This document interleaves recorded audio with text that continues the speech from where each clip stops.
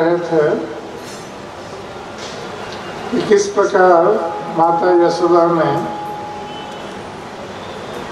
भगवान कृष्ण को अनेक परिश्रम के पश्चात बांध लिया। वस्तुतः भगवान की कृपा के बिना भगवान को बांधना किसके लिए संभव नहीं है। माता यशोदा यद्यपि भगवान को बांधना चाहती थी, फिर भी उसमें सफल नहीं हुई जब तक भगवान की कृपा उनको प्राप्त नहीं हुई।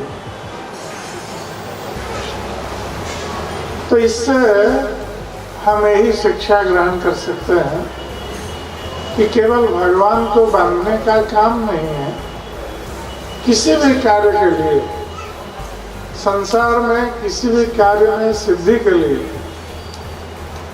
हमें भगवान की कृपा की आवश्यकता है। भगवान की कृपा के बिना हम किसी भी कार्य में सफल नहीं हो सकते। हम परिश्रम कर सकते हैं, जिस प्रकार भगवत गीता में भगवान कृष्ण कहते हैं, कर्मण्येवाधिकारस्ते मा फलेषु कदाचन। कर्म करने में तुम्हारा अधिकार है, कर्म कर सकते हैं, किंतु फल पर तुम्हारा अधिकार नहीं। फल मैं देने वाला। तो हम कर्म कर सकते हैं, फल हमें इच्छित फल प्राप्त होगा या नहीं ये भगवान के ऊपर निर्भर करता है। इसलिए कभी कभी लोग सोचते हैं कि हमने कर्म किया है, हमें फल प्राप्त हुआ है, भगवान का इसमें क्या करना है। किंतु भगवान की कृपा के बिना हम किसी भी कार्य में सफल नहीं हो सकते। तो माता यशोदा जो भगवान की परम भक्त थी, उनकी माता थी भगवान, फिर भी वो बांधने में समर्थ नहीं हुई जब तक भगवान कृष्ण की कृपा उनको प्राप्त नहीं हुई। तब माता भगवान कृष्ण को उलूखल में बांध करके वो अपने गृह कार्य में व्यस्त हो गई और कृष्ण के साथ कुछ बच्चों को छोड़ दिया, ये देखने के लिए कि कृष्ण क्या कर रहा है। तो कुछ बच्चे भी कृष्ण के साथ हैं, कृष्ण बंधे हुए हैं, और बच्चों के साथ बंधने के पश्चात भगवान उनके साथ मजाक कर रहे हैं, हास प्रयास कर रहे हैं बच्चों के साथ, जैसे बच्चे करते हैं। तो उस समय भगवान कृष्ण की दृष्टि पड़ी किसके ऊपर? ये जो दो अर्जुन वृक्ष नंद महाराज के आंगन पर खड़े थे कई वर्षों से, देवताओं के 100 वर्ष। तो हमारे यहाँ 6 महीना देवताओं के 12 घंटे देवलोक में, स्वर्गलोक में। तो हमारे यहाँ 1 वर्ष जब व्यतीत हो जाता है तो देवलोक में 1 दिन होता है, 24 घंटे। तो इसके हिसाब से, देवलोक के हिसाब से 100 वर्ष। ये दोनों कुबेर के दोनों पुत्र मणिग्रीवा और नल कुबेर नारद मुनि के द्वारा अभिशप्त होकर अर्जुन वृक्ष के रूप में नंद महाराज के आंगन में खड़े।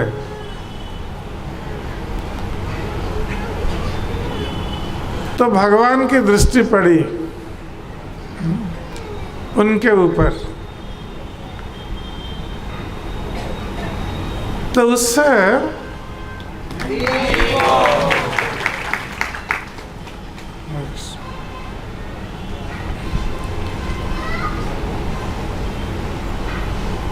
तो परीक्षित महाराज जो इस कथा को श्रवण कर रहे हैं श्री सुखदेव गोस्वामी के मुख से, तो उन्होंने ये प्रश्न पूछा श्री सुखदेव गोस्वामी से कि ये जो दोनों अर्जुन वृक्ष जो कुबेर के दोनों पुत्र थे, ये क्यों अभिशप्त हुए, और विशेष रूप से नारद मुनि के द्वारा अभिशप्त हुए। नारद मुनि भगवान के बहुत बड़े प्रचारक हैं। ये त्रिलोक में भ्रमण करते रहते हैं भगवान का गुणगान करते हुए, और इतिहास में जितने बड़े बड़े भक्त हुए हैं ये सब नारद मुनि के ही शिष्य रहे। ध्रुव, प्रहलाद आदि ये सब नारद मुनि के शिष्य हैं। तो नारद मुनि कृष्ण भक्ति का प्रचार करते रहते हैं चारों ओर घूम घूम करके। ये बहुत बड़े प्रचारक हैं भगवान के, और भगवान के बहुत प्रिय पात्र हैं, प्रिय भक्त हैं। इनका प्रवेश अवाध में हर स्थान पर हो सकता है। और नारद मुनि केवल भक्तों के प्रिय नहीं थे, असुरों के भी प्रिय थे। ये सभी के पास जाते थे, असुरों के पास भी जाते थे और भक्तों के पास तो जाते थे। तो ऐसे जो नारद मुनि, जैसे भक्तों के संबंध में कहा गया है, भक्तानंग समचित्तानां, जो भक्तगण होते हैं ये समचित्त वाले होते हैं, सभी के प्रति समान मनोभाव रखते हैं। ये किसी को शत्रु या किसी को मित्र नहीं मानते। तो ऐसे जो भक्त होते हैं, और उनमें नारद मुनि जो श्रेष्ठ भक्त हैं, देवता और असुरों में सम दृष्टि रखते हैं, सभी के पास जाते हैं। और असुर लोग भी सोचते हैं नारद मुनि हमारे हितकारी हैं, हित साधन करने वाले हैं, और देवता लोग भी सोचते हैं नारद मुनि हमारा भी हित साधन कर रहे हैं। तो परीक्षित महाराज ने प्रश्न पूछा श्री सुखदेव गोस्वामी से कि नारद मुनि जैसे महान भक्त, इन्होंने अभिशाप दिया इन दोनों कुबेर पुत्रों को, तो इन्होंने क्या निंदनीय कार्य किया था जिसके कारण नारद मुनि जैसे महान भक्त क्रोधित हो गए और उनको श्राप दे दिया। इसको जानने के लिए परीक्षित महाराज उत्सुक थे। तो श्री सुखदेव गोस्वामी अब बता रहे हैं वो क्यों अभिशापग्रस्त हुए ये दोनों। तो उस क्रम में हम जैसे कल चर्चा कर रहे थे कि भगवान श्री कृष्ण, इन्होंने देखा इन दोनों अर्जुन वृक्षों को, उनके ऊपर दृष्टि पड़ी और भगवान समझ गए कि ये दोनों अर्जुन वृक्ष कुबेर के दोनों पुत्र हैं जो शापग्रस्त होकर यहाँ खड़े हैं, और उनके प्रिय भक्त नारद मुनि ने उनको श्राप दिया है। और नारद मुनि का जो श्राप वो कभी किसके लिए अमंगलप्रद नहीं हो सकता। तो नारद मुनि ने ये भविष्यवाणी की थी श्राप देते हुए उनको कि तुम लोग वृक्ष बनोगे नंद महाराज के आंगन में, और भगवान का दर्शन होगा तुम्हारा। तो भक्त या साधुओं का जो अभिशाप होता है वो आशीर्वाद में परिवर्तित हो जाता है। इससे बढ़कर कौन सा बड़ा आशीर्वाद किसको प्राप्त हो सकता है। जहाँ अपराध करने वालों को नारद मुनि कह रहे हैं भगवान का दर्शन होगा तुम लोग को। तो भगवान कृष्ण समझ रहे हैं कि नारद मुनि ने उनको ये वरदान दिया है श्राप के माध्यम से मेरा दर्शन प्राप्त करने के लिए। तो यद्यपि ये दोनों कुबेर पुत्रों के साथ मेरा कुछ लेना देना नहीं है, क्योंकि इन लोगों ने कोई भक्ति नहीं की, फिर भी हमारे प्रिय भक्त नारद मुनि ने इनको जो श्राप दिया है और उसके साथ साथ जो आशीर्वाद दिया है, तो मुझे अब मेरे प्रिय भक्त नारद मुनि की वाणी की रक्षा करनी होगी, उनके वचन की रक्षा करनी होगी। तो भगवान अपने भक्त के प्रति स्नेहशील थे। भक्त की वाणी या भक्त के वचन की रक्षा करने के लिए भगवान कृष्ण उद्यत हुए। यद्यपि कुबेर पुत्रों के साथ उनका कुछ लेना देना नहीं, किंतु नारद मुनि के लिए भगवान कृष्ण ये कार्य कर रहे हैं। उससे हम ये समझ सकते हैं कि किसी भगवान के किसी महान भक्त की यदि हम पर कृपा हो जाती है तो हमारा मनुष्य जन्म सार्थक हो जाता है। महान भक्तों की कृपा हो या उनकी भर्त्सना हो या श्राप हो, ये सभी हमारे लिए कृपाप्रद है। ये हमारे लिए वरदान है, क्योंकि भक्त कभी किसी के अमंगल की कामना नहीं करते, हर समय सभी के मंगल कामना करते हैं। और मंगल जब व्यक्ति भगवान कृष्ण के साथ जुड़ जाता है, भगवान कृष्ण के चरणों में भक्ति करता है, तो व्यक्ति का सब कुछ शुभ हो जाता है, मंगल हो जाता है, उसका जीवन कृतार्थ हो जाता है। और भक्त लोग यही चाहते हैं, इसलिए ये सारे संसार में विचरण करते हैं। भक्त लोग भगवान की वाणी का प्रचार करने के लिए, उनकी भक्ति का प्रचार करने के लिए। इसलिए नारद मुनि हमारे आचार्य, महान आचार्य, जो सारे जगत में भ्रमण करते हुए प्रचार कर रहे हैं। तो भगवान श्री कृष्ण ने जब इस प्रकार सोचा कि इनका हमें उद्धार करना है, तो उन्होंने क्या किया, वो धीरे धीरे उलूखल में उनका पेट बंधा हुआ था। तो भगवान श्री कृष्ण गोपाल बालकों से, जो बच्चे थे उनके साथ, माता यशोदा ने उनको वहाँ कहा था कि कृष्ण के साथ रहना तुम लोग। तो गोपाल बालकों के साथ भगवान कृष्ण हंसी मजाक कर रहे हैं और धीरे धीरे सरकते हुए वो अर्जुन वृक्षों की ओर जा रहे हैं, जिससे कि गोपाल बालकों को पता नहीं चलेगा। कृष्ण इसलिए ऐसा कर रहे थे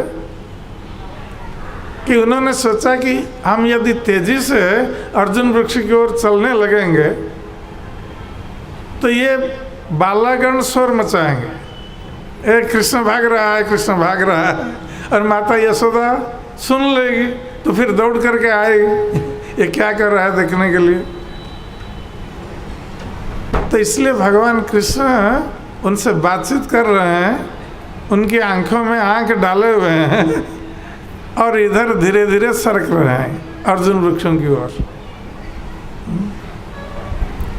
और ऐसा करते हुए वो जाकर पहुंच गए अर्जुन वृक्षों के पास। तो उधर परीक्षित महाराज जो प्रश्न पूछ रहे थे सुखदेव गोस्वामी से कि ये दोनों क्यों श्रापग्रस्त हुए थे, उसके संबंध में अब हम थोड़ा चर्चा कर लेते हैं कि वस्तुतः ये दोनों कुबेर के पुत्र मणिग्रीव और नल कुबेर ये शिवजी के पार्षद का गौरव उन्हें प्राप्त था, क्योंकि शिवजी कैलाश पर्वत में रहते हैं और वहाँ कुबेर का स्थान है। वस्तुतः कुबेर ने ही शिवजी को ये कैलाश पर्वत का जो भाग है उसको प्रदान किया था। शिवजी को अनुरोध किया था कि वो कैलाश में आकर निवास करे। वस्तुतः शिवजी का जो निवास स्थान है वो शिवलोक में जो कैलाश है वहाँ पर शिवजी का निवास स्थान है, नित्य निवास स्थान। और इस धरती पर जो कैलाश है ये कुबेर का कैलाश है। और कुबेर ने शिवजी को अनुरोध किया था यहाँ पर निवास करने के लिए, इसलिए शिवजी यहाँ पर कभी कभी निवास करते हैं इस लोक में, किंतु उनका नित्य निवास शिवलोक में है। तो क्योंकि ये दोनों कुबेर के पुत्र थे और शिवजी कुबेर के कैलाश में निवास कर रहे हैं, इसलिए इन दोनों को शिवजी के पार्षद का गौरव प्राप्त था। और उसका उपयोग करते हुए ये दोनों स्त्रियों के साथ कैलाश पर्वत से सटे हुए जो मंदाकिनी नदी प्रवाहित होती है उसके तट पर जो बाग हैं, बगीचा है, उसमें गीत गाते हुए ये विहार करते थे। ये दोनों मदमत्त होकर ये बारूणी पीते थे। बारूणी एक शराब है, उन्नत शराब है। ये जो मर्त्यलोक में जो शराब मिलता है ये नहीं है। तो ये बारूणी जो बलराम जी ने इसको पिया था, बारूणी मदिरा पीत्वा। तो ये दोनों बारूणी मदिरा पीते थे और स्त्रियों के साथ उस बगीचे में कैलाश पर्वत के पास मंदाकिनी नदी के तट पर ये भ्रमण करते थे और गीत गाते हुए भ्रमण करते थे। तो एक बार ये दोनों उस मंदाकिनी नदी में स्त्रियों के साथ नंगे होकर स्नान कर रहे थे, बारूणी पीकर मदमत्त अवस्था में थे। जिस प्रकार हाथिनियों के साथ जल क्रीड़ा करता है, उसी प्रकार ये दोनों स्त्रियों के साथ जल क्रीड़ा कर रहे थे और सभी नंगे थे। ये दोनों नंगे थे और स्त्रियां भी नंगी थी। तो इस अवस्था में जब जल क्रीड़ा कर रहे थे तो भगवत इच्छा से नारद मुनि वहाँ पहुँच गए, क्योंकि नारद मुनि भ्रमण करते रहते हैं। तो भगवत इच्छा से नारद मुनि उस स्थान पर पहुँच गए अचानक। जब अचानक पहुँच गए, जो स्त्रियां थी जो नंगी होकर स्नान करती थी इनके साथ, तो नारद मुनि को देखकर वो लोग बहुत घबरा गए कि नारद मुनि आ गए हैं, और लज्जा का अनुभव हुआ कि क्योंकि वो नंगी हैं, नंगे होकर स्नान कर रही है। तो तुरंत वो लोग जल से उठकर अपना वस्त्र पहन लिया नारद मुनि के सम्मान में, और नारद मुनि को जिस प्रकार प्रणाम करना है ऐसा किया। किंतु ये दोनों नल कुबेर और मणिग्रीव ये यद्यपि नंगे थे और शराब पिए हुए थे, मदमत्त थे और अहंकार से भरे हुए थे। ये अहंकार बहुत भयंकर होता है। ऐश्वर्य का अहंकार और मदमत्त होने का अहंकार। तो ये व्यक्ति के सारे अच्छे गुण को नष्ट कर देते हैं। और जब व्यक्ति ऐश्वर्य के अहंकार से मदमत्त हो उठता है और शराब पीता है, उस समय उसकी बुद्धि काम नहीं करती।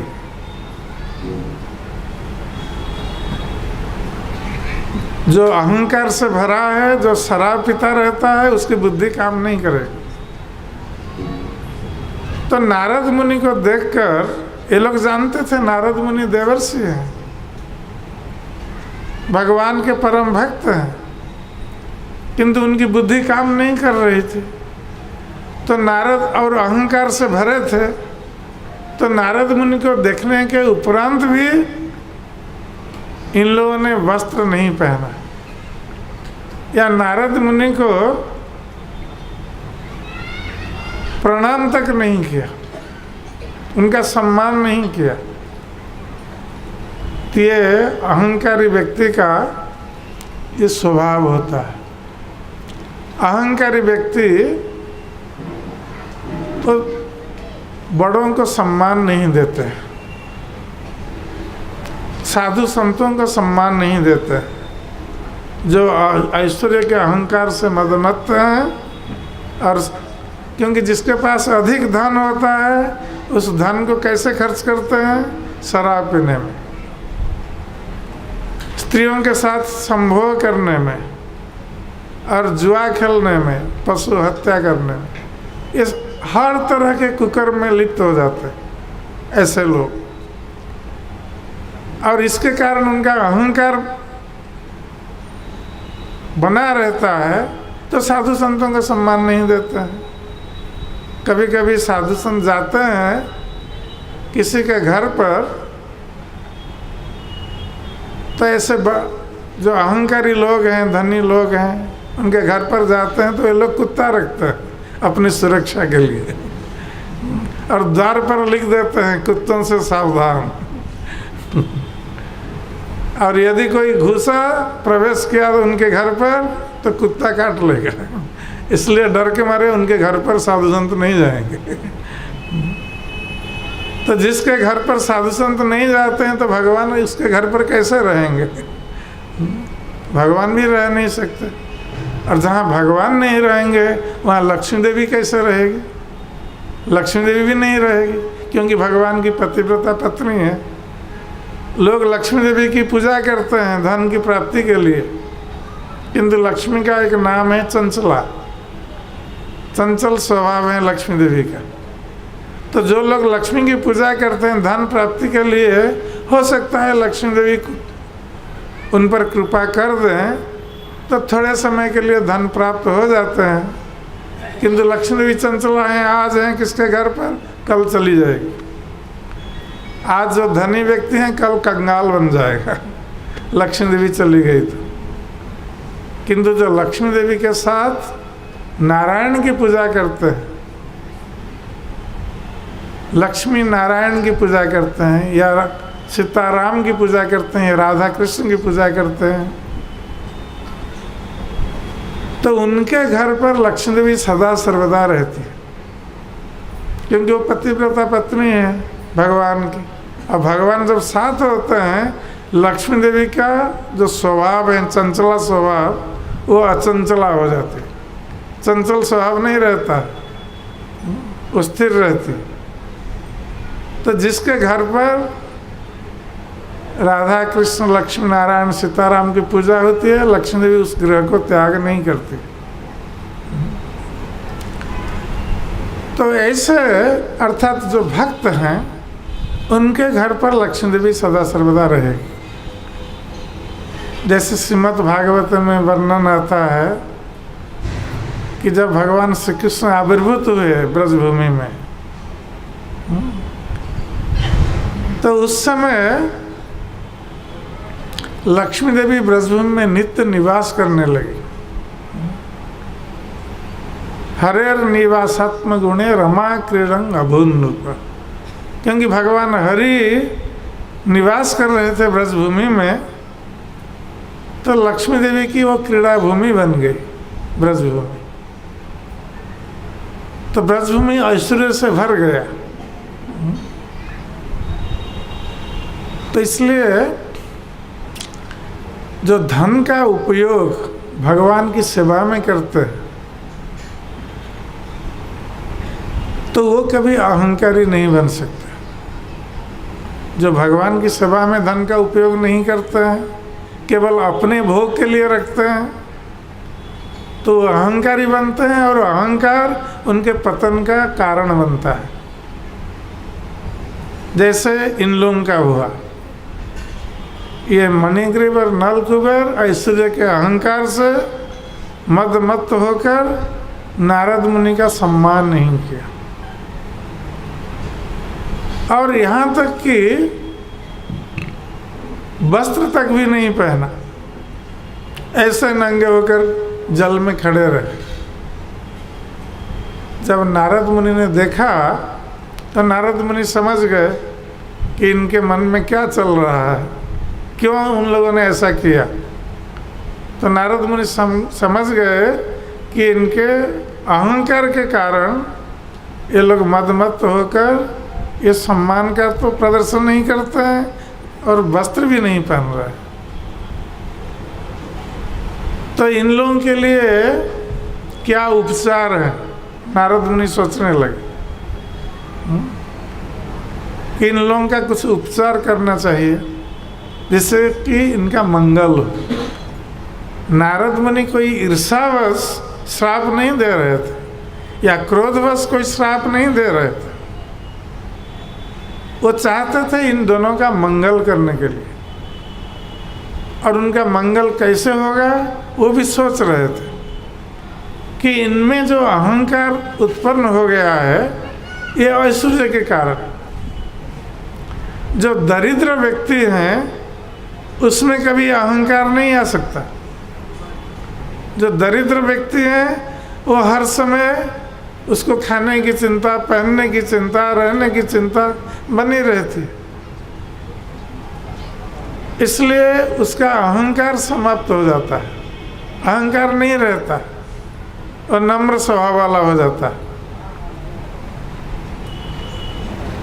तो दरिद्र व्यक्ति के पास यदि कभी कोई साधु पुरुष आते हैं तो दरिद्र व्यक्ति साधु पुरुषों का सम्मान करता है, उनसे अपने मंगल के लिए उपदेश ग्रहण करता है। तो इसलिए साधु पुरुष दरिद्र व्यक्ति के पास आसानी से जा सकते हैं, या दरिद्र व्यक्ति साधु संग कर सकता है, किंतु जो धनी व्यक्ति है उसके अहंकार के कारण वो साधु संग नहीं कर सकता, या साधु लोग उसके घर पर जाना चाहे भी नहीं जा सकते। इसलिए नारद मुनि ने सोचा कि इन दोनों का उपचार है कि ये ऐश्वर्य मद से मदमत्त हुए हैं, तो इनका उपचार है इनको दरिद्र बना देना। तो ये एक बार दरिद्र बन जाएंगे तो ये इनका अहंकार भी समाप्त हो जाएगा। वस्तुतः भक्ति मार्ग में ये अहंकार बहुत बड़ी बाधा है। जो लोग भक्ति मार्ग में अग्रगति करना चाहते हैं, श्री चैतन्य महाप्रभु ने जैसे उपदेश दिया है, तृणादपि सुनीचेन तरोरपि सहिष्णु अमानीन मानदेन कीर्तनीय सदा हरि। भक्त उस समय भगवान का नाम कीर्तन ठीक ढंग से कर सकता है जब वो तृणादपि सुनीचेन होगा, तृण से भी, तिनके से भी अपने को नीच समझेगा और वृक्ष से बढ़कर सहिष्णु होगा, अपने लिए सम्मान की आशा नहीं रखेगा और दूसरों को सम्मान प्रदर्शन करेगा। इस मनस्थिति में व्यक्ति भगवान का नाम कीर्तन कर सकता है। मन में अहंकार लेकर जन्म ऐश्वर्य श्रुतश्री एधमान मदह पुमान। तो ये जो अहंकार, ये भक्ति में बहुत बड़ी बाधा है।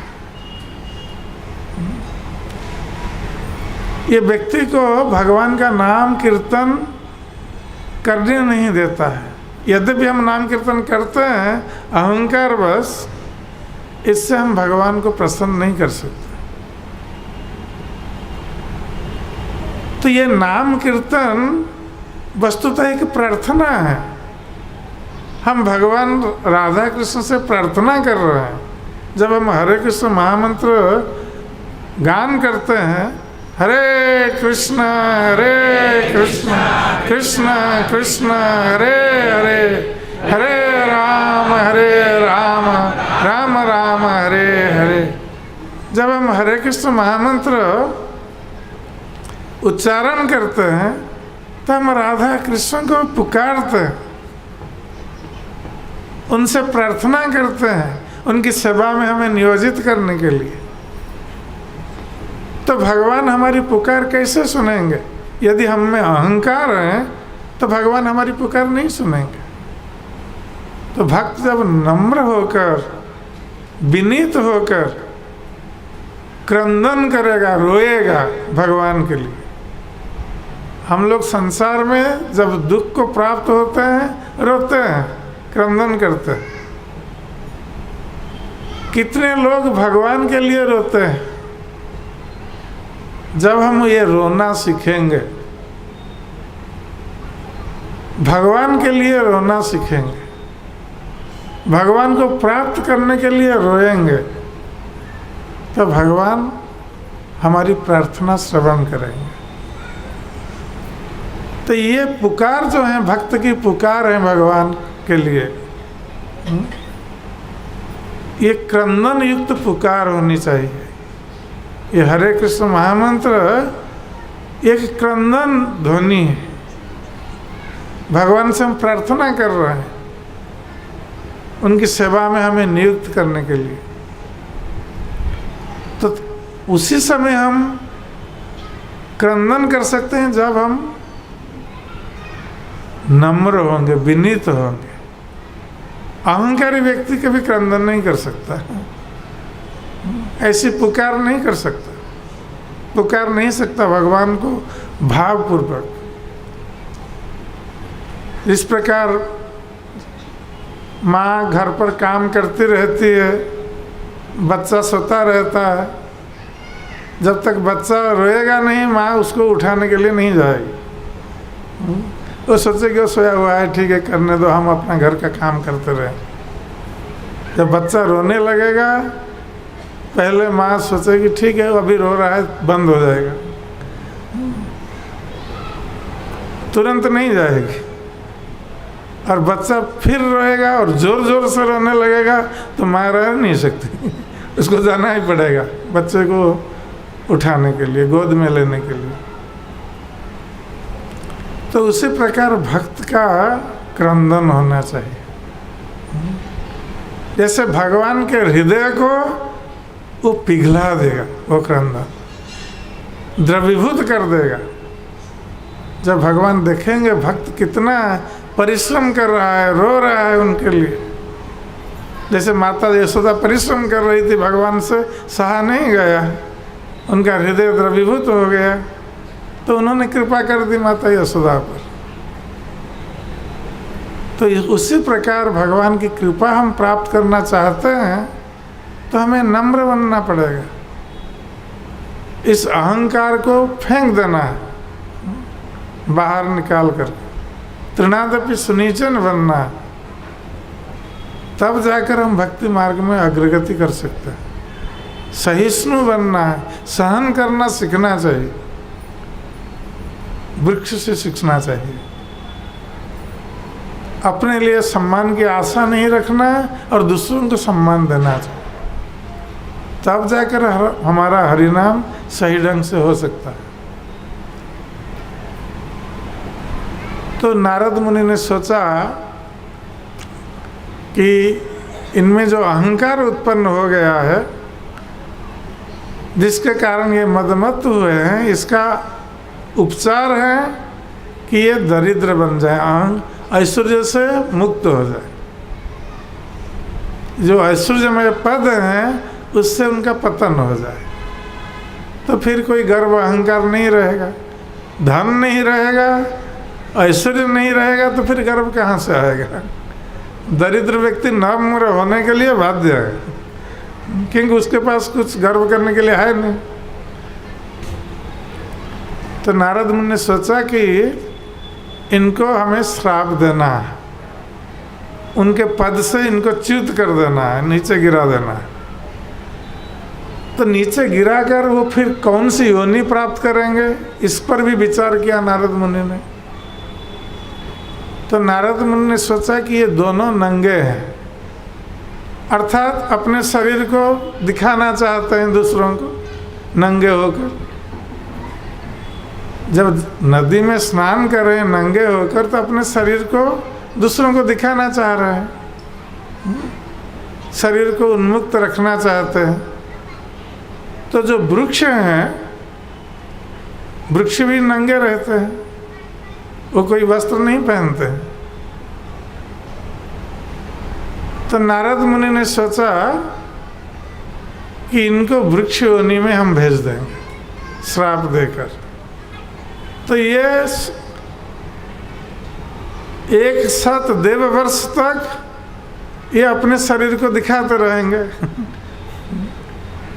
बिना वस्त्र के, गर्मी ठंडी सब कुछ सहन करते रहेंगे, जैसे वृक्ष सहन करते रहते हैं। तो इससे पता चलता है कि जो लोग अपने शरीर को ज़्यादा दिखाना चाहते हैं, हमारी भारतीय संस्कृति है शरीर को आवृत करना, इस शरीर को दिखाने की संस्कृति नहीं है, ये सब विदेशी संस्कृति है। और आजकल कुछ लोग शरीर को जितना अधिक उन्मुक्त करेंगे उनको बोल्ड कहा जाता है। ये बहुत साहसी है किंतु उनको पता नहीं है कि ये शरीर को जितना अधिक दिखाना चाहेंगे उनका अगला जन्म वृक्ष योनि को वो प्राप्त होंगे, पेड़ बनकर जन्म लेंगे। तो शरीर को दिखाते रहो पेड़ बनकर, ये उनकी गति है। जिस प्रकार ये तो शापग्रस्त होकर वृक्ष योनि को प्राप्त हुए थे, किंतु ये प्रकृति का नियम है, भगवान का नियम है। जो शरीर को अधिक दिखाना चाहता है वो वृक्ष योनि को प्राप्त हो दूसरे जन्म में। तो नारद मुनि ने ऐसा निर्णय लिया कि ये दोनों अपने पद से च्युत हो जाए और वृक्ष योनि को प्राप्त हो। किंतु नारद मुनि जो कि भगवान के परम भक्त हैं, ये इन दोनों का कुछ उपकार भी करना चाहते थे, मंगल करना चाहते थे। तो मंगल कैसे होगा? यदि ये भगवान से संबंधित हो जाए। इनकी इस दशा में तो ये भगवान के साथ कभी भी संबंधित नहीं हो सकते। इस अहंकार में मत होकर ये भगवान से कभी भी संबंधित नहीं हो सकते, भगवान की भक्ति नहीं कर सकते। तो नारद मुनि ने सोचा कि ये कैसे भगवान से संबंधित होंगे वृक्ष योनि में भी। तो अच्छा यही होगा कि ये नंद महाराज के आंगन में ही वृक्ष योनि को प्राप्त होकर वहाँ स्थित हो। वो कहीं भी वृक्ष बन सकते थे, किंतु नारद मुनि की कृपा से वो नंद महाराज के आंगन में अर्जुन वृक्ष के रूप में प्रकट हुए। और नारद मुनि ने उन्हें आशीर्वाद भी दिया था कि भगवान कृष्ण का दर्शन वहीं होगा, क्योंकि नंद महाराज का आंगन है तो कृष्ण का दर्शन होना स्वाभाविक। और ये दोनों कृष्ण की कृपा को भी प्राप्त होंगे। तो नारद मुनि का जो श्राप अब आशीर्वाद में, वरदान में बदल गए। तो नारद मुनि ने इस प्रकार मंगल किया उन दोनों के लिए। तो अब ये पूर्व वृत्तांत है इन दोनों का। अब भगवान श्री कृष्ण धीरे धीरे सरकते हुए उलूखल को खींचते हुए इन्हीं दोनों वृक्षों के बीचों बीच आ गए, उनको उद्धार करने की इच्छा से। नारद मुनि की इच्छा को पूर्ण करने के लिए भगवान कृष्ण अब दोनों वृक्षों के बीच आ गए। और जब दोनों वृक्षों के बीच होकर निकल गए भगवान कृष्ण, पीछे उलूखल लटक गया ये दोनों वृक्षों के बीच में, वो अटक गया वहाँ पर।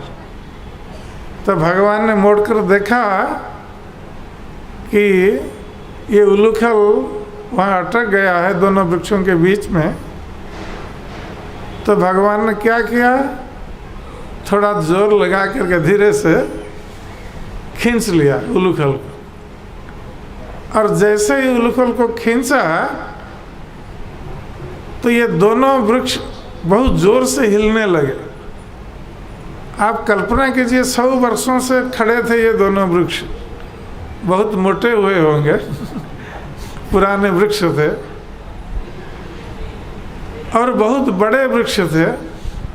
और भगवान कृष्ण कितने साल के थे? 3 साल के। तो जब खींचने लगे दोनों वृक्ष बहुत जोर जोर से हिलने लगे और तड़तड़ते हुए बहुत बड़ा शब्द करके गिर गए, दोनों नीचे गिर गए दोनों वृक्ष। भगवान कृष्ण बीच में रह गए, दोनों वृक्ष दोनों साइड में गिर गए।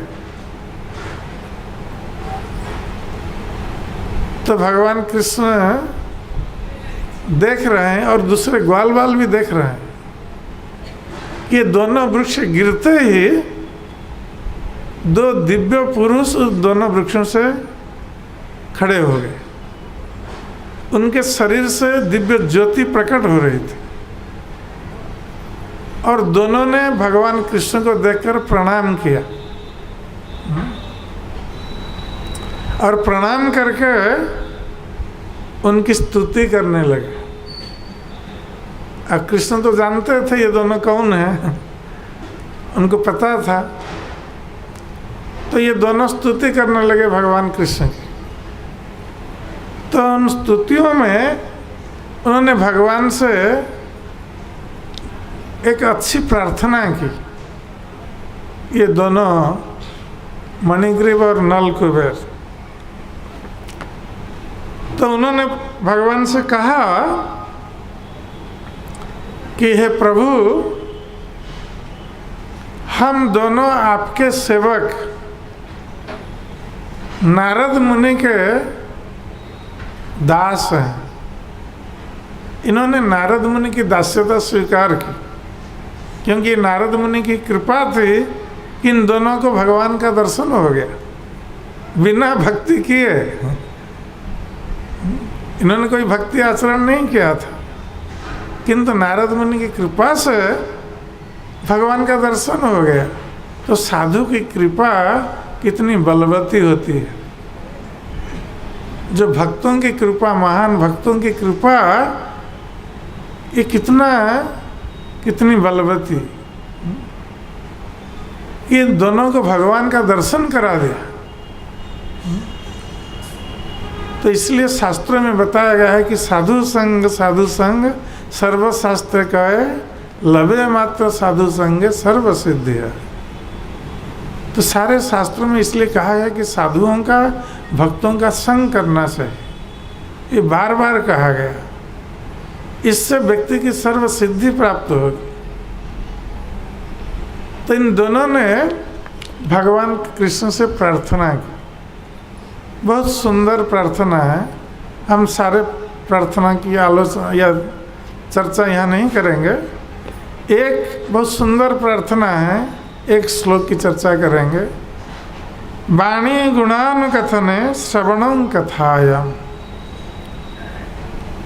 तो इन दोनों ने भगवान कृष्ण से प्रार्थना की कि हे प्रभु, आप हमारे ऊपर यही कृपा करें कि हमारी वाणी सदा सर्वदा आपके गुण वर्णन में लगी रहे। हम लोग अपनी वाणी को लगा रखते हैं प्रजल्प करने में, घर की कथा, समाज की कथा, देश की कथा, ये सब बोलते रहते हैं हम लोग, जो बेकार की कथा बोलते रहते हैं। किंतु इन दोनों ने प्रार्थना की कि हमारी वाणी और कुछ ना बोले, केवल आपका ही गुण वर्णन करे, आपकी लीला का वर्णन करे। हम यही कामना करते हैं, आपका नाम कीर्तन करे, तो हमारी जिह्वा इसी में लगी रहे। जिह्वा के द्वारा आपका प्रसाद हम सेवन करें और जिह्वा से आपका गुणगान करते रहे, हमें और कुछ नहीं चाहिए। पुनः कहते हैं श्रवणं कथायाम, और आपकी जो कथा है, लीला कथा, चरित कथा, हमारे दोनों कान उस कथा के श्रवण में सदा सर्वदा लगे रहे। वस्तुतः यही श्रवण की सिद्धि है, कान धारण करने की सिद्धि है इसी में, भगवान की कथा श्रवण करने में। यदि हम भगवान की कथा कानों के द्वारा श्रवण नहीं कर रहे हैं तो हमारे कर्ण धारण करना वृथा है। यदि हम भगवान की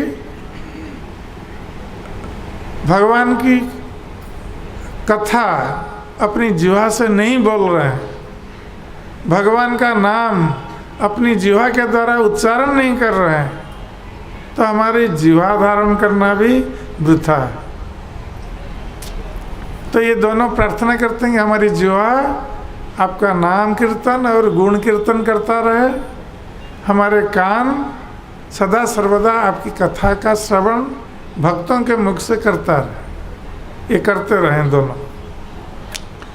हस्तौ च कर्मसु मनस्तव पादयोर्न,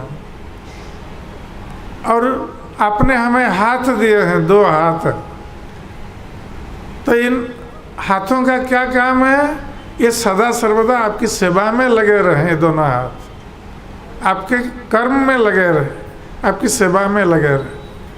हम मंदिर आते हैं तो मंदिर में हम भगवान की सेवा कर सकते हैं, झाड़ू लेकर मंदिर मार्जना कर सकते हैं, मंदिर में झाड़ू लगा सकते हैं।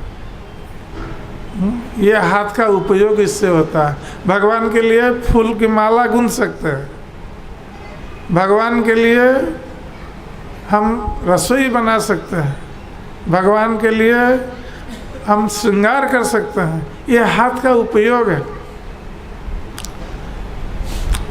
और कहते हैं मनस्तव पादयोर्न, और हमारे मन इसका उपयोग सदा सर्वदा आपके चरण कमलों के चिंतन में रहे। इस मन के द्वारा हम बहुत सारी चीज़ों का चिंतन करते हैं। जैसे हम यहाँ आए हैं भगवान की कथा श्रवण करने के लिए, सभी लोग बैठे हुए हैं, किसका मन घर पर होगा, किसका मन और कुछ चिंता करता होगा, ऐसा हो सकता है। तो ये मन हमारा सदा सर्वदा भगवान कृष्ण के चरण कमलों के चिंतन में लगा रहे, यही मन की सार्थकता। अन्य कुछ हम चिंता ना करें, केवल भगवान के चरण कमलों की चिंता करें, यही प्रार्थना कर रहे हैं दोनों। शिरस्तव निवास जगत प्रणाम है, और भगवान ने हमें मस्तक दिए हैं। मस्तक की सार्थकता है प्रणाम करने में। भगवान की मूर्ति के सामने माथा टेकना है, माथा लगा करके भूमि में प्रणाम करना है, ये हाथ जोड़ना नहीं। केवल भगवान ने इस मस्तक दिया है, मस्तक को भूमि में लगाना है। शरीर दिया है, भूमि में लेट जाना है भगवान को प्रणाम करने के लिए। ये शरीर की सार्थकता और मस्तक की सार्थकता। तो यहाँ पर ये दोनों प्रार्थना कर रहे हैं कि हे प्रभु, हमारा मस्तक, ये जो सारा जगत जिसमें आप निवास करते हैं। आपका ये निवास स्थान है। आप सभी प्राणियों के हृदय में परमात्मा के रूप में निवास करते हैं और हर अणु परमाणु में निवास करते हैं। इसलिए हे प्रभु, आपका निवास स्थान रूप इस जगत को हम प्रणाम करते रहे, सदा सर्वदा प्रणाम करते रहे। अर्थात हर वस्तु में, हर प्राणी में आपका ही दर्शन करते रहे। स्थावर जंगम देखे ना देखे तार मूर्ति, सर्वत्र है तार इष्ट देव स्फूर्ति। जो भक्त होता है वो स्थावर जंगम जिस किसी को भी देखता है उसके बाह्य रूप को नहीं देखता है, उसी रूप के भीतर अपने प्रभु, अपने आराध्य का दर्शन करता है। तो ये दोनों यही प्रार्थना कर रहे हैं कि ये सारा जगत जो आपका निवास स्थान है उसमें हम आपका ही दर्शन करें, आपको ही प्रणाम करें। ये हमारे सिर की सार्थकता। दृष्टि शतं दर्शने अस्तु भवत्तनु नाम, भवत्तनु नाम। और जैसे शास्त्रों में बताया गया है कि जो आपके भक्त हैं, संत जन हैं, इनको भगवान के तनु माना गया है, भगवान का शरीर माना गया है। संतों को, भगवान के भक्तों को, ये भगवान के शरीर स्वरूप है, भगवान से अभिन्न है। इस दृष्टि से कि ये भगवान से युक्त है सदा सर्वदा। भक्त भगवान नहीं है, किंतु भगवान से युक्त होने के कारण वो अभिन्न है भगवान से। इसलिए भक्तों को भगवान का शरीर माना गया है। और भक्तों के शरीर में,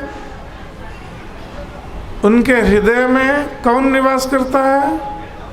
सदा सर्वदा भगवान कृष्ण ही निवास करते हैं। तुम्हारा हृदय सदा गोविंद विश्राम, गोविंद कहने मम वैष्णव परायण। तो वैष्णव के हृदय में गोविंद सदा सर्वदा विश्राम करते हैं। और भगवान गोविंद कहते हैं वैष्णव मेरे प्राण हैं। इसलिए प्राण है कि वो वैष्णव अपने हृदय में भगवान को धारण करते हैं। इसलिए मणिग्रीव और नल कुबेर प्रार्थना करते हैं भगवान से कि हमारी दृष्टि सतंग दर्शन है, सदा सर्वदा आपके भक्तों का दर्शन हमारी दृष्टि करती रहे। यही हमारा आपके चरणों में हमारी प्रार्थना है। मणिग्रीव और नल कुबेर ने प्रार्थना की भगवान कृष्ण से, और प्रार्थना करने के उपरांत दोनों ने भगवान का प्रणाम किया और उनकी परिक्रमा की। परिक्रमा करने के बाद जब ये प्रणाम कर रहे थे तो भगवान ने उनको आशीर्वाद दिया। भगवान कृष्ण ने कहा कि तुम दोनों ने इच्छा व्यक्त की है हमारी प्रेममयी सेवा में युक्त होने के लिए, तो तुम्हारी वो इच्छा पूर्ण होगी। भगवान ने ये आशीर्वाद दे दिया हमको। तुम दोनों नित्य प्रति मेरा गुण कीर्तन करते रहोगे। तो वस्तुतः वही मणिग्रीव और नल कुबेर दोनों बाद में भगवान के धाम में, ये दोनों भगवान के गुण कीर्तन करते रहे नित्य रूप में। तो इस प्रकार गोलक वृंदावन में नंद महाराज नित्य जो श्रवण करते रहते हैं भगवान कृष्ण की लीलाएं, तो ये इनके मुख से श्रवण करते रहते हैं। स्निग्धकंठ और मधुकंठ, इनके दोनों नाम हैं गोलोक वृंदावन में। तो ये दोनों प्रातःकाल की सभा में, नंद महाराज की सभा में भगवान कृष्ण की बाल लीलाओं का वर्णन करते हैं, और संध्या की सभा में जहाँ श्रीमती राधा रानी और गोपियाँ रहती हैं कृष्ण के साथ, वहाँ कृष्ण की गोपियों के साथ लीलाओं का वर्णन करते रहते हैं। इन दोनों को इससे महान सौभाग्य प्राप्त हो गया। तो भगवान से आशीर्वाद प्राप्त होकर उनकी परिक्रमा करते हुए दोनों अपने गंतव्य स्थान पर चले गए। और इस प्रकार इन दोनों यमल अर्जुन वृक्षों का उद्धार भगवान ने किया और उनको प्रेम भक्ति प्रदान की। हरे कृष्ण।